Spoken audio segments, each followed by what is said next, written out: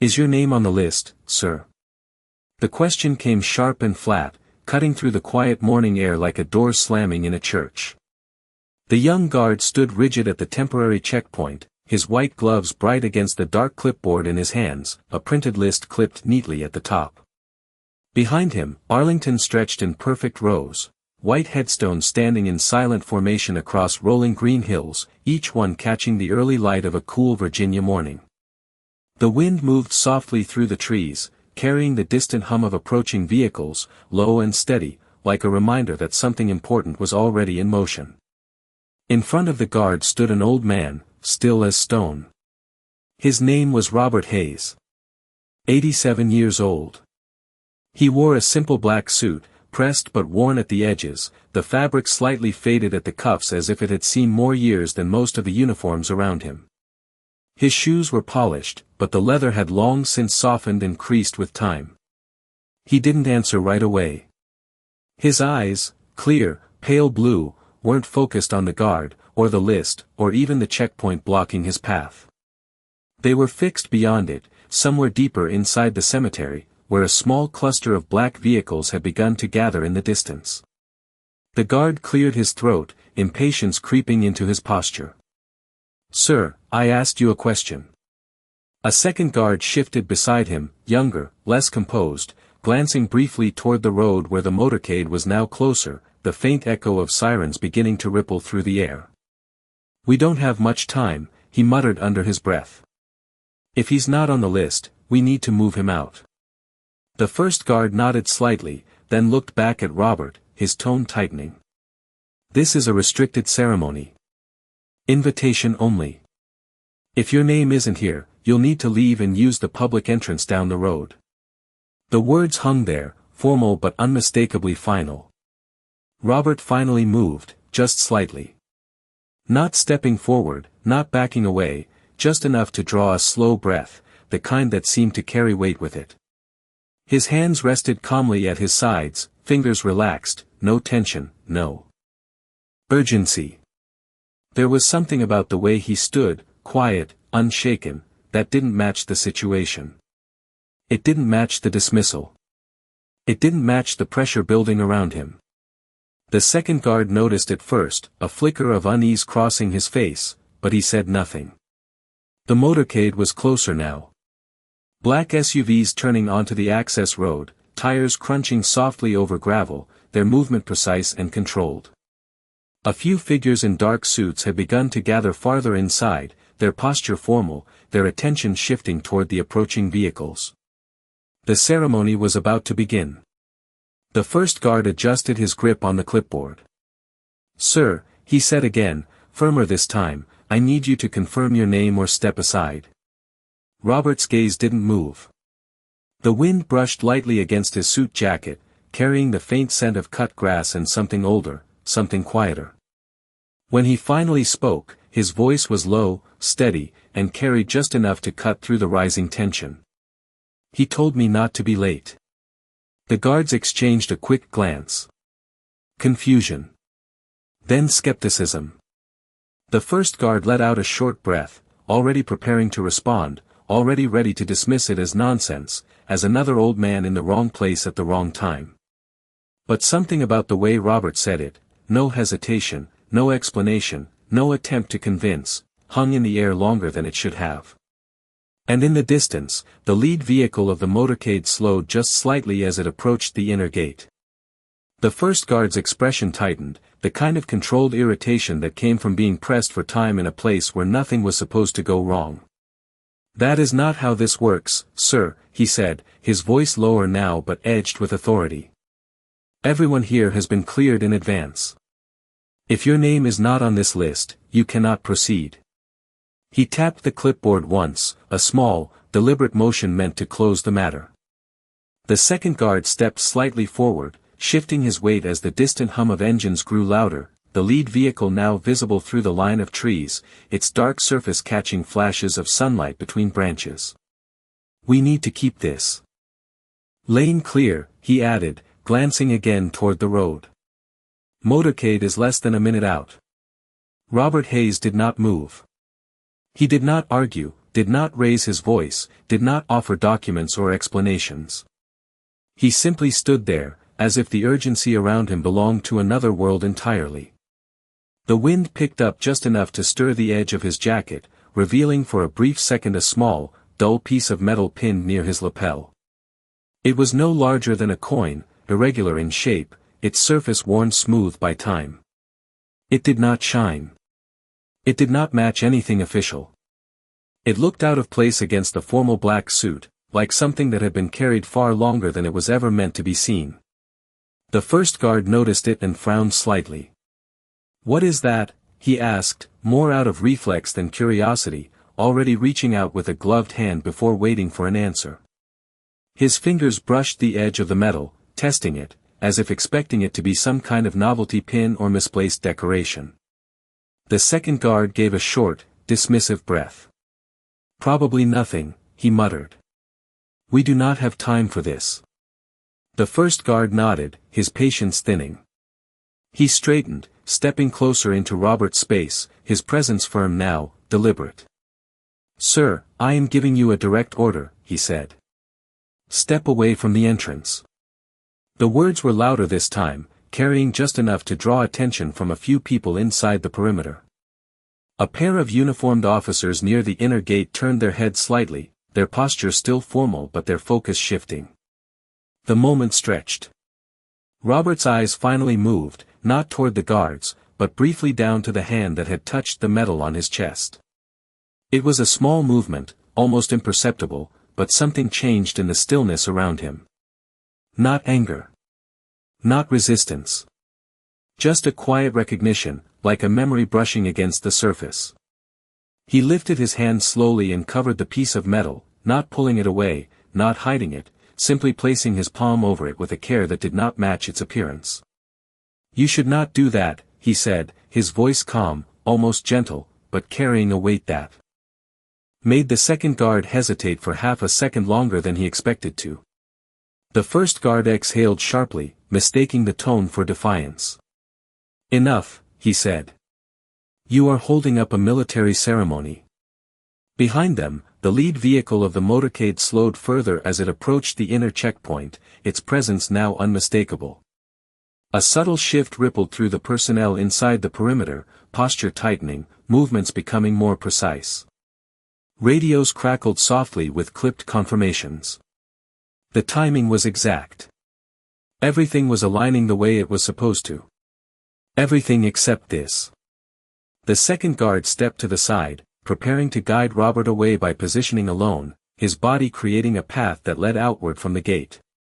"Sir, this way," he said, gesturing firmly. "Now." Robert did not follow the gesture. He did not resist it either. He simply remained where he was, his hand still resting over the small piece of metal, his gaze returning once more to the distant line of vehicles. And for the first time, there was the faintest shift in his expression, not visible enough to read, but present enough to feel, as if something long buried had just been stirred by a single, careless touch. The guard's hand moved again, this time not to inspect but to remove, his gloved fingers closing around the small piece of metal as if it were nothing more than an inconvenience to be cleared away, something that did not belong in a place governed by lists and protocol, and for a brief second the world seemed to narrow to that single motion, the contact, the pressure, the assumption that it meant nothing, and then Robert's hand rose, not fast, not forceful, but precise, steady, intercepting the movement before it could finish, his fingers closing gently over the guard's wrist, not in defiance, not in aggression, but in a way that stopped everything without appearing to try, and the effect was immediate. The guard froze, more from surprise than resistance, his posture locked as if he had just stepped into something he did not understand, and Robert's voice followed, low and even. "Please," he said, "do not take that from me." And there was something in the way he said it, something that carried far beyond the words themselves, something that made the second guard hesitate again, his eyes flicking between the two of them, uncertainty beginning to replace the earlier impatience, but the first guard pulled his hand back quickly, recovering his composure, the training reasserting itself, the need to control the situation overriding the brief moment of doubt. "You cannot touch me, sir," he said sharply, stepping back half a pace, his tone rising just enough To re-establish authority, you are interfering with a secured perimeter, and now more heads were turning, a small cluster of attendees inside the inner gate pausing mid-step, their attention drawn to the tension at the entrance, the kind of disruption that did not belong here, not today, not at this level, and the second guard shifted again, his voice lower now but firmer. "We are done here," he said, extending his arm toward the outer path. "You need to leave now," but Robert did not move. His hand lowering back to his side, his posture returning to that same quiet stillness, as if the interruption had passed through him without leaving a mark, and behind them the motorcade slowed further, the lead vehicle now just yards from the inner checkpoint, its engine humming softly, controlled, deliberate, the doors still closed, the moment suspended, and somewhere behind the guards, a voice crackled over a radio, quick, clipped, "Hold position," and it was subtle, almost lost in the ambient noise, but it landed differently, it carried weight, and the second guard caught it, his head turning slightly toward the source, his expression tightening. "Did you hear that?" he asked under his breath, but the first guard shook his head, dismissing it, still focused on the man in front of him, still trying to resolve what should have been simple. "Last warning," he said, his voice now carrying fully, firm enough that even those farther inside could hear the edge of it. "If you do not comply, we will escort you out," and Robert's eyes finally shifted again, not toward the guard, not toward the raised voices or the growing attention, but toward the vehicle that had now come to a complete stop. Just inside the gate, the dark glass reflecting the white rose beyond, and for a fraction of a second, something changed in the air, something subtle but undeniable, like a shift in pressure before a storm, and Robert spoke again, softer this time, almost to himself. He never liked being late, and the words seemed to hang there, quiet, unclaimed, until the rear door of the lead vehicle opened with a slow, deliberate motion. The door opened slowly, deliberately, as if even that movement followed a protocol older than anyone present, and a man stepped out, tall, composed, his uniform immaculate, every line sharp against the morning light, the 4 stars on his shoulders catching just enough sun to draw the eye without needing to announce themselves, and the shift was immediate, subtle but absolute. Conversations inside the perimeter stopped mid-sentence. Posture straightened, attention snapped into place without a word being spoken, and the guards at the gate felt it too, that invisible current of authority moving outward from the arrival, pressing into the space they occupied, and for the first time since the confrontation began, the first guard hesitated, just a fraction, his focus breaking as his eyes flicked toward the man stepping forward from the vehicle, while the second guard instinctively took half a step back, his training overriding everything else, his hand moving to his side as if preparing to come to attention, but uncertainty held him there, caught between the situation in front of him and the presence now approaching, and the general did not speak, not yet, his gaze sweeping the scene with a calm precision, taking in the checkpoint, the guards, the small cluster of onlookers who had gone completely still, and then finally settling on the one figure who had not moved at all, Robert Hayes. Standing exactly where he had been, his hand now resting once more over the small piece of metal on his chest, his posture unchanged, as if the arrival had been expected all along, and the distance between them was not far, no more than 30 feet, but it felt longer, stretched by the weight of recognition that had not yet been spoken aloud, and behind the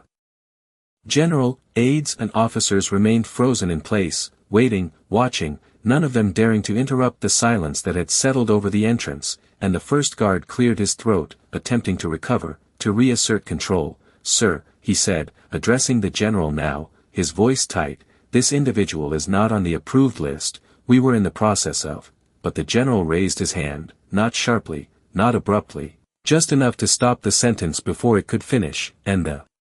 effect was immediate. The guard fell silent, the words cut off mid-thought, and the general's attention did not leave Robert, not even for a second, his eyes narrowing slightly, not in suspicion, but in focus, as if aligning a memory with the present, as if confirming something that had been triggered long before he arrived, and then he took a step forward, slow, measured, closing the distance by inches, the gravel beneath his shoes making a soft, steady sound that seemed louder in the silence. And the second guard swallowed, his earlier confidence gone, replaced by something else entirely, something closer to realization, while the first guard stood rigid, unsure now, caught between protocol and the growing sense that something had gone very wrong, and Robert did not move, did not step forward, did not speak, he simply waited, the same way he had been waiting since the beginning, his gaze steady, meeting the general's without challenge, without demand, and for a brief moment, the entire scene held, suspended between what had been said and what was about to be understood, and then the general spoke, his voice low, controlled, carrying easily across the space without needing volume. "Say that again," he said, not to the guards, but to Robert, and it was not a command, not exactly, it was something else, something closer to confirmation, something that suggested the answer already mattered more than anything else happening around them. Robert did not answer immediately, and for a moment it seemed as though the entire weight of Arlington had settled into the silence between them, the rows of white headstones stretching behind him like quiet witnesses, the wind easing just enough to carry the faint rustle of leaves and distant flags, and when he finally spoke, his voice was steady, unchanged, as if no time had passed at all. "You told me not to be late," he said, repeating the words without emphasis, without explanation, simply placing them back into the space where they had been left, and the effect was immediate, not loud, not dramatic, but unmistakable. The general's expression shifted, not visibly to most, but enough that those closest felt it, a tightening at the edges, a recognition that did not need confirmation, and his gaze dropped, just slightly, to the small piece of metal resting against Robert's chest, the worn surface catching a sliver of light, and for the first time since he arrived, the general moved with something other than measured control, a single step forward, closer now, close enough to see the details that others had dismissed, the irregular shape, the age, the quiet significance it carried, and the first guard felt it too. The change in the air, his earlier certainty draining away as realization began to take its place, slow and heavy, while the second guard remained completely still, his posture no longer guided by instruction but by instinct, the kind that told him something far beyond his rank was unfolding, and behind them, the aides near the vehicle exchanged brief, tense glances, one of them lifting a hand toward a radio but stopping short, as if even that small interruption would be too much, and the general's voice came again, softer this time, almost to himself. "You kept it," he said, the words carrying a weight that did not belong to the present moment, and Robert gave the smallest nod, not proud, not defensive, simply acknowledging what had always been. "You said it mattered," he replied, and the memory moved between them without needing to be spoken aloud, something older than the ceremony, older than the uniforms, something that had been carried quietly for decades and now stood in the open, undeniable, and the general exhaled slowly, a controlled breath that seemed to settle something deep within him, his posture straightening not out of formality but out of respect, and then he turned. Just slightly, his voice no longer quiet, no longer private, but clear and absolute. "Stand down," he said, not directed at one person but at the entire scene, and the words moved outward like a command that did not need repetition. The guards froze completely, their earlier authority gone in an instant, replaced by the sharp awareness of what they had just done, what they had nearly done, and the small crowd inside the gate fell into complete silence, the kind that does not come from instruction but from understanding, and the general stepped forward again, closing the final distance, his attention returning fully to Robert, and for a brief moment, nothing else existed, not the ceremony, not the motorcade, not the schedule that had been so carefully arranged, only the two men standing at the threshold between what had been forgotten and what could no longer be ignored, and the general reached out, not to inspect, not to question, but to gently adjust the small piece of metal where it rested, his movements precise, careful, as if handling something far more valuable than it appeared, and when he finished, his hand dropped to his side, his posture settling into something deeper than protocol, something earned, and the silence that followed was no longer uncertain, it was complete. No one moved, not even the wind seemed willing to interrupt what had just settled over the entrance, and for a long second the only sound was the faint ticking of an engine cooling somewhere behind the motorcade, the kind of quiet that does not come from absence but from presence, from something larger taking hold, and the general remained exactly where he stood, his eyes still on Robert, his posture no longer defined by rank but by something far older, something carried rather than worn, and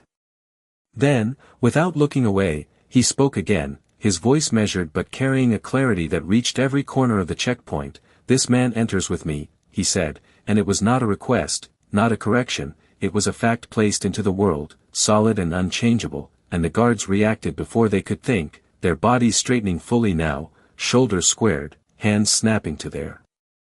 sides, the training finally aligning with what they understood too late, and the first guard swallowed, the earlier authority gone from his expression, replaced by a sharp awareness of the line he had crossed without realizing it, while the second guard lowered his gaze briefly, not out of shame alone but out of recognition, the kind that comes when a moment cannot be undone, and behind them, the personnel inside the gate shifted in unison, a subtle but synchronized adjustment, creating space where there had been none, the path opening not because it was ordered but because it was understood, and the general turned slightly, just enough to indicate the direction, but he did not move ahead, he waited, and that was the detail that carried the most weight, the pause, the refusal to lead, as if the position itself belonged to someone else, and Robert noticed it, the smallest change in the general's stance, the space being offered, and for the first time since he arrived, he stepped forward, one measured step onto the gravel, the sound soft but distinct, and then another, his pace steady, unhurried, as if the path had always been there, simply waiting to be cleared, and as he passed the guards, neither of them spoke, neither of them attempted to correct or explain, their silence complete, their posture rigid, their eyes forward, but the awareness of his presence was unmistakable, heavy and quiet, and Robert did not look at them, did not acknowledge the earlier words or the hands that had reached for something they did not understand, he simply continued, his gaze forward, toward the rows beyond, and the general fell into step beside him, not ahead, not behind, but aligned, matching the older man's pace exactly, his stride adjusted without thought, without hesitation, and behind them, the aides and officers followed at a respectful distance, their earlier urgency replaced by a controlled stillness, as if the entire sequence of events had been rewritten in a matter of seconds, and further inside, the gathered crowd parted gradually, conversations fading into silence as recognition spread in quiet waves, not of names or ranks, but of something deeper, something felt rather than announced, and the ceremony that had been moments from beginning now waited, suspended in a different kind of order, one that did not appear on any schedule, and as the two men moved forward together, the small piece of metal on Robert's chest caught the light again, not brighter than before, not changed in any visible way, but no longer overlooked, no longer dismissed, its presence now anchored by the understanding that had finally reached the surface, and the general spoke once more, low enough that only Robert could hear, "I told them you would come," and Robert gave a slight nod, his voice just as quiet, "You always did," he said, and the two continued forward, the path ahead clear in a way it had not been moments before, the silence behind them holding not tension now, but respect. The path ahead opened in quiet layers, each step Robert took dissolving the tension that had once blocked his way, and the deeper they moved into Arlington, the more the atmosphere shifted, not outwardly, not in any way that could be announced, but in the way people carried themselves, the way conversation stopped before words were finished, the way eyes followed without staring, and the ceremony that had been waiting now held its breath, suspended between protocol and something far more human. And as Robert and the general approached the central clearing, rows of chairs arranged with precise symmetry came into view, each one filled with officers, officials, and family members dressed in dark formal attire, their posture composed, their expressions solemn, but now tinged with a growing awareness that something unexpected was unfolding, and at the front, near the polished casket draped in the American flag, a group of senior officers stood in a tight formation, their conversation halting mid-sentence as they noticed the general approaching, not alone, but beside someone they did not recognize, someone who did not match the expected order of the day, and the shift rippled outward, subtle but undeniable, as whispers faded into silence and attention realigned itself, and one colonel near the front straightened sharply, his eyes narrowing slightly as he tried to place the figure walking at the general's side, but there was nothing in the uniform, nothing in the appearance that gave him an answer, only the way the general carried himself, the adjustment in his pace, the deliberate choice to remain aligned rather than leading, and that alone was enough to unsettle the structure that had been carefully built, and as they reached the edge of the seating area, a junior officer stepped forward instinctively, his training guiding him to intercept, to clarify, to maintain order, but he stopped mid-step, the moment catching in his chest as the general's presence reached him fully, and instead of speaking, he moved aside, creating space without instruction, his hand lowering slowly back to his side, and Robert continued forward, his gaze steady, not scanning the crowd, not searching for recognition, but fixed ahead, toward the place where the ceremony would begin, And the small piece of metal on his chest remained where it had always been, unchanged, but now every eye that caught it lingered just a second longer, not because they understood it, but because they felt they should, and the general finally turned his head slightly, addressing one of his aides without breaking stride. "Delay the start," he said, his voice quiet but carrying absolute clarity, and the aide nodded immediately, already reaching for a radio, his tone shifting as he relayed the instruction, "Stand by. Hold the ceremony," and the words moved quickly through the unseen network, altering the timing of something that had been planned down to the minute, and yet no one questioned it, no one challenged the interruption, because the presence of the general, and more importantly the man beside him, had already redefined what mattered, and as they came to a stop near the front, just short of the casket, the general turned fully now, facing Robert, and for a brief moment the world seemed to narrow again, the crowd fading into the background, the rows of white stones stretching beyond them in quiet formation, and the general's voice lowered once more, meant only for him. "He waited a long time for this," he said, and Robert's expression did not change, but there was something in his eyes now, something deeper than memory, something closer to completion, and he gave a slight nod, the movement small but certain, and behind them, the entire assembly stood in stillness, not instructed, not commanded, but drawn into a moment they did not fully understand, yet could not look away from.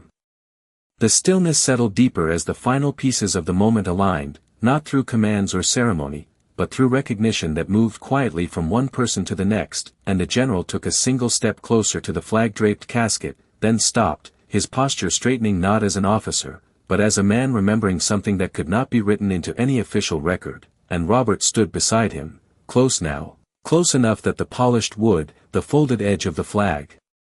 the careful symmetry of it all reflected faintly in his eyes, and for a brief second the present seemed to thin, as if another time existed just beneath it, waiting to be acknowledged, and the general's voice came low, steady, carrying only to Robert. "He used to say you would never come if he made it official," and Robert's gaze remained forward, his expression unchanged. "He knew me," he replied, and there was no pride in it, no distance, just a simple truth that did not need to be explained. And the general gave the smallest nod, as if confirming something that had never really been in doubt, and behind them, one of the senior officers shifted slightly, stepping forward with hesitation, his instinct pulling him toward protocol, toward the schedule that had now been interrupted, but he stopped short when the general raised his hand again, not sharply, just enough to hold the moment exactly where it needed to be, and the officer stepped back without a word, understanding now that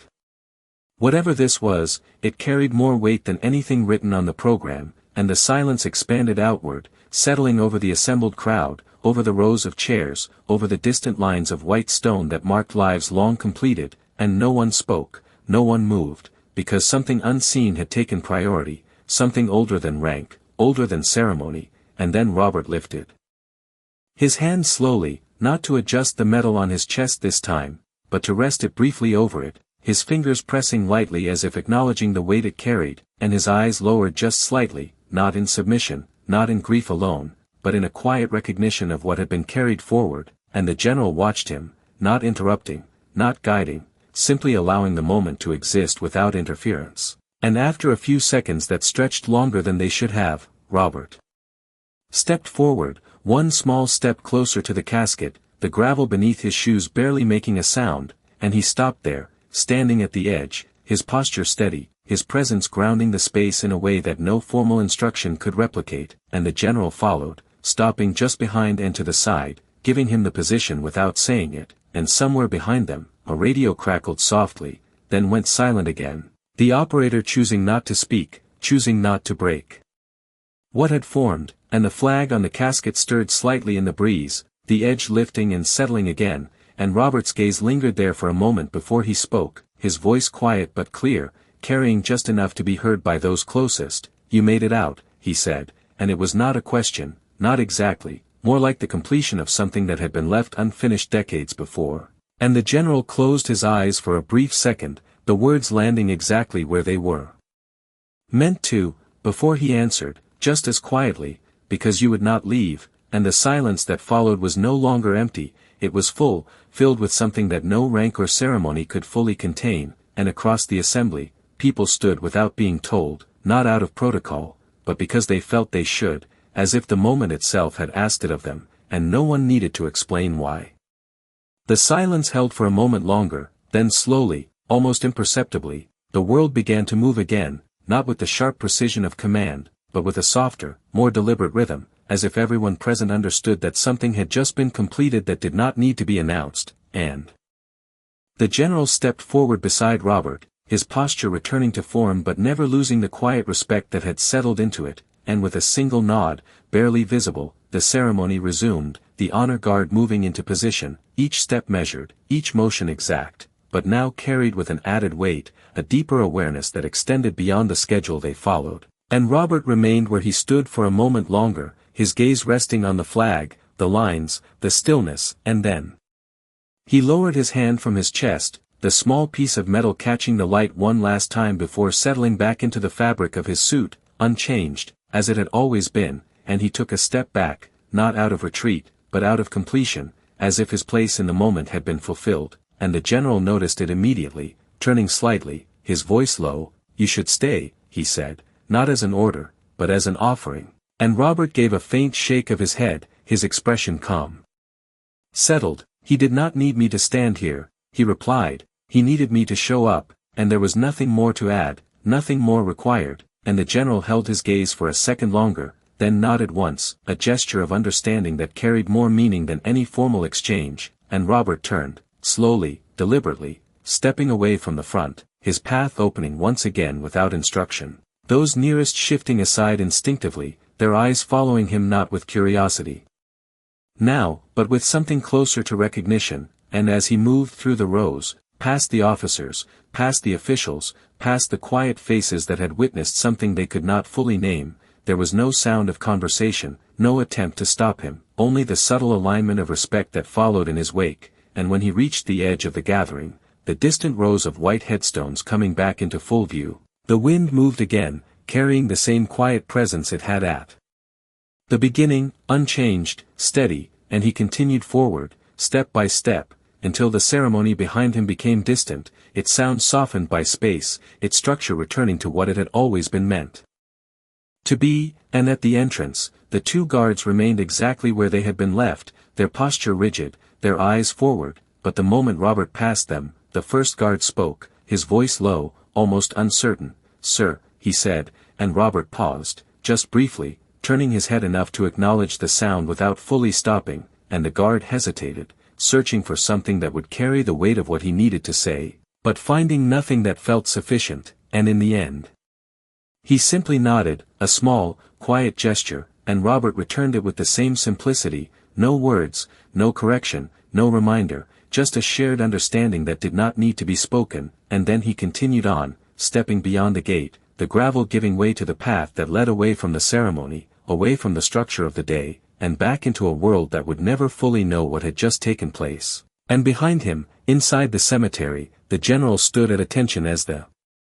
final honors began, his posture exact, his gaze forward, but his expression carrying something deeper, something that would remain long after the ceremony ended, and far beyond the gate, Robert Hayes walked on, his figure growing smaller against the wide expanse of Arlington, until he became just another quiet presence moving through a place built on memory. And the small piece of metal on his chest remained exactly where it had always been, unseen by most, understood by few, but never again